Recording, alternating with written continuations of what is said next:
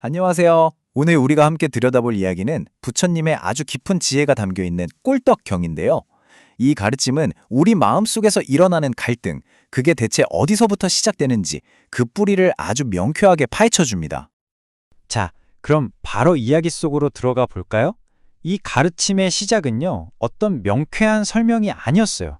오히려 단다반이라는 한 남자를 포함해서 듣는 모두를 어리둥절하게 만든 아주 의문스러운 만남에서부터 시작됩니다. 배경은 부처님께서 카필라와투에 계실 때인데요. 여기서 삭야족 사람인 단다빠니와 우연히 마주치면서 모든 게 시작됩니다. 지팡이를 짚고 있던 단다빠니가 다짜고짜 부처님께 질문을 던집니다. 수행자시여, 당신의 주장은 무엇이고 무엇을 설하십니까? 하고 아주 직설적으로 묻는 거죠. 당신 가르침의 핵심이 뭐냐? 한마디로 말해봐라. 이런 뉘앙스예요. 자, 그런데 여기서 부처님의 대답이 정말 흥미롭습니다. 보통 이런 질문을 받으면 뭔가 심오하고 복잡한 철학적 답변을 기대하잖아요. 그런데 부처님께서는 이렇게 말씀하십니다. 보시오, 나는 세상의 그 누구와도 다투지 않는다고 설합니다. 라고요. 이건 어떤 이론이 아니라 상태에 대한 설명이죠. 세상 누구와도 논쟁하거나 갈등하지 않는 그런 경지. 와, 정말 그 어떤 갈등에서도 완전히 벗어난 상태인 거죠. 하지만 이 대답, 단다빠니의 마음에 전혀 들지 않았던 것 같습니다. 반응이 어땠냐면요. 고개를 절레절레 젓고 쯧쯧 혀를 차더니 이마까지 찌푸리고는 그냥 휙 돌아서 가버립니다. 더 묻지도 않고요. 시간이 좀 지나서 부처님께서 제자들에게 방금 있었던 이 좀 기묘한 만남에 대해 이야기를 꺼내세요. 제자들은 이제 설명을 들을 수 있겠구나 싶었겠죠? 그런데 웬걸요? 부처님은 설명을 해주시기는커녕 오히려 더 큰 수수께끼를 던지십니다. 그러니 제자들도 당연히 궁금하겠죠. 우리처럼요. 그래서 한 비구가 용기를 내서 모두의 마음을 대변해 질문합니다.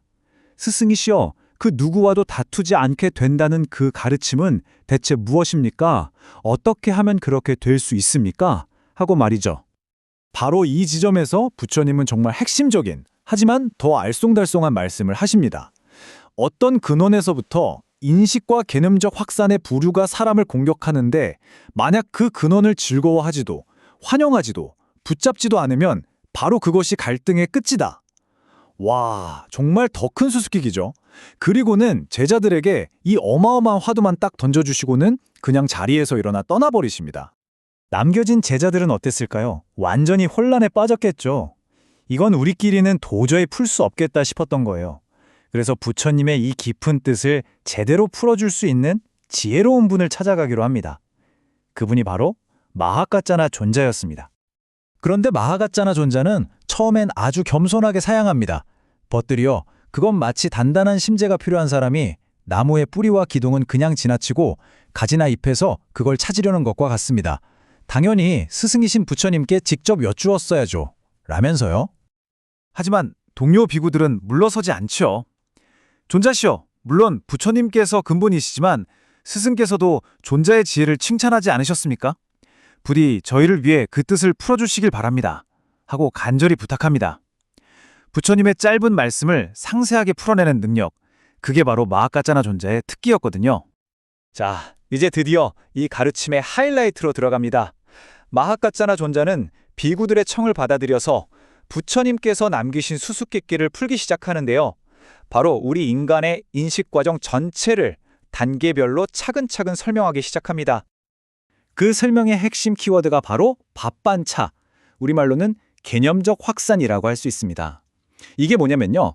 우리 마음이 단순한 감각 하나를 가지고 온갖 이야기와 판단, 개념들을 마구 만들어내는 경향을 말해요.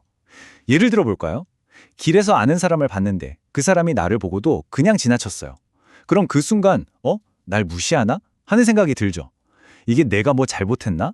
저 사람 원래 저렇게 예의가 없었나? 기분 나쁘네? 다신 아는 척 안 해야지. 이런 식으로 생각이 꼬리에 꼬리를 물고 막 뻗어나가잖아요. 바로 이 과정, 이게 바로 갈등을 일으키는 팥반차라는 겁니다. 자, 이 그림을 보시면 그 과정이 한눈에 들어옵니다. 이게 눈 깜짝할 사이에 벌어지는 일이에요. 먼저 눈이 어떤 형상을 봅니다. 그러면 안식, 즉 눈에 알미 생기죠. 이 세 가지가 만나는 게 바로 접촉이에요.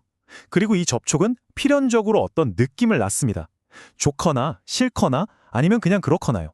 그 다음 우리는 그 느낌을 인식하고 거기에 대해 생각을 하기 시작합니다. 그리고 바로 이 생각에서부터 온갖 개념들이 거미줄처럼 뻗어나가는 팥반차가 시작되는 거죠. 그리고 마하카짜나 존자는 이게 비단 눈으로 보는 것에만 해당되는 이야기가 아니라고 강조합니다. 우리가 귀로 듣는 것, 코로 냄새 맡는 것, 혀로 맛보는 것, 몸으로 느끼는 것, 그리고 심지어 마음으로 떠오르는 생각 하나하나까지 이 모든 6가지 감각기관에서 정확히 똑같은 과정이 일어난다는 거예요. 결국 이 모든 건 조건에 따라 일어나는 인과관계의 논리입니다. 보세요. 눈과 형상과 안식이 있어야 접촉이 가능하죠. 접촉이 있어야 느낌이 생기고요. 이 연결고리 중 하나라도 없다면 어떨까요? 만약 접촉이 없다면 느낌도 생길 수 없겠죠. 이런 식으로 중간에 이 고리를 딱 끊어버릴 수 있다면 갈등의 원인인 그 팥반차까지 아예 진행되지 않는다는 겁니다. 정말 명쾌하지 않나요? 자, 이렇게 명쾌한 설명을 들은 비구들은 정말 감탄했겠죠. 그리고 이 놀라운 해석이 정말 부처님의 뜻과 일치하는지 확인하기 위해 다시 부처님께로 돌아갑니다. 부처님께서는 마하카짜나의 설명을 전해 들으시고는 어떻게 반응하셨을까요? 활짝 웃으시며 이렇게 말씀하십니다. 수행승들이여, 마하카짜나는 현명하다. 참으로 지혜롭다. 만약 나에게 물었어도 나는 구와 똑같이 설명했을 것이다. 라면서 그의 해석에 100% 확인 도장을 찍어주십니다. 이제 모든 의문이 풀렸잖아요. 그러자 곁에 있던 아난다 존자가 너무 기뻐서 정말 멋진 비유를 들어 설명합니다. 스승이시여, 이 가르침은 마치 배고프고 지친 사람이 꿀떡을 발견한 것과 같습니다. 어느 부분을 베어 물어도 달콤하고 맛있는 맛을 느낄 수 있는 것처럼 이 가르침은 어느 각도에서 살펴봐도 만족감과 명료함을 줍니다. 하고요. 부처님께서도 이 꿀떡이라는 비유가 아주 마음에 드셨던 것 같아요. 그래서 그렇다, 안 한다요.